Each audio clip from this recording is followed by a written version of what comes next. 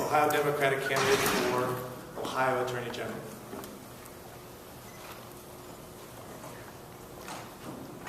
Thank you, everybody, for being here today.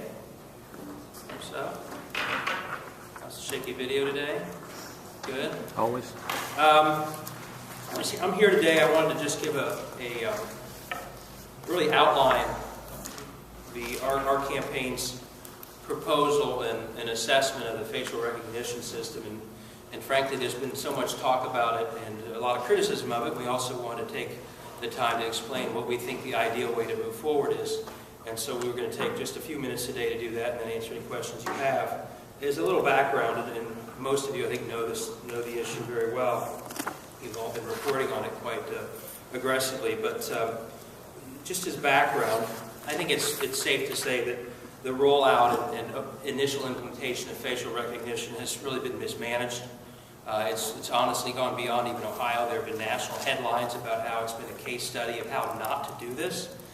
There are a lot of reasons for that. One, it was obviously initially implemented in secret. Only came out after the Cincinnati Enquirer exposed it. After it was exposed, it became clear that it had been done without very much thought at all to security protocols, which is a problem. And then we learned that a lot of the assurances that initially were made once it was publicly announced turned out not to be true. The first assurance was that it was secure. The second assurance was that it was only for law enforcement use. And the third assurance was this is just like all the other states are doing it. And it turned out that not one of those three things were true. One is it's not secure. They are clearly rapidly scrambling to make it secure. Number two is it's not just law enforcement. It's tens of thousands of people have access to do searches far beyond trained law enforcement. And third, as we learned again from the Cincinnati Enquirer, this is not at all like what other states are doing. Other states have been careful. They've been deliberate. They've added checks and balances. And Ohio has failed to do those things. So even since the public announcement, we've learned about a lot of additional problems and, frankly, statements that turned out not to be true for whatever reason. I'll just briefly touch upon what we believe are fundamental weaknesses to the current approach, and weaknesses that I hope the task force addresses. I think the task force will probably address some of those, but others that we just want to make sure we pointed out and pointed out where we believe improvements can be made, which will probably go beyond what I think the task force is going to be willing to say, partly because I think their mission is a little narrower than I would have had it.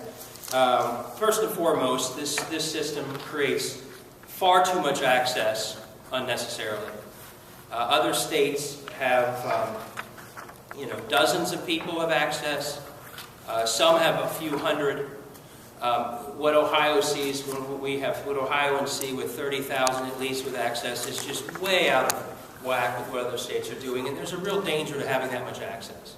It's not secure. It means you can't have real accountability of the system. It makes the process of doing audits very difficult. It's simply a security privacy risk for citizens to have tens of thousands of people having access to do searches, and that's why every other state is far narrower. As far as we can tell, there's almost no training for those who are provided this access. The system is being uploaded onto an OLEG, which is a 10-year-old technology. And we'll talk about that, but by doing that, you're basically living on the strength of a system that's 10 years old when you're talking about security. And we think that's unnecessary and a mistake that is easily fixed.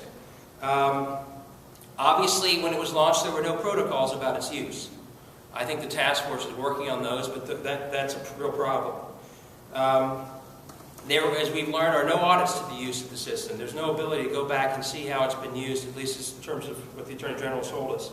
I'd say a big problem the way it's been set up is there are no real checks and balances. The other states that you look at when you look at the chart we provided you, the way they have set up their system have automatic checks and balances. The main check and balance being that the search has to be requested by somebody and approved by somebody else. That means that you only get to do a search if you can convince the person on the other side that it's a legitimate search. That is obviously a check and balance that makes sure that people are not using the system the way they shouldn't. Ohio has no such check and balance. At this point in time, we have 30,000 people who each can do the search on their own. They don't have to check with anybody. That's a real problem.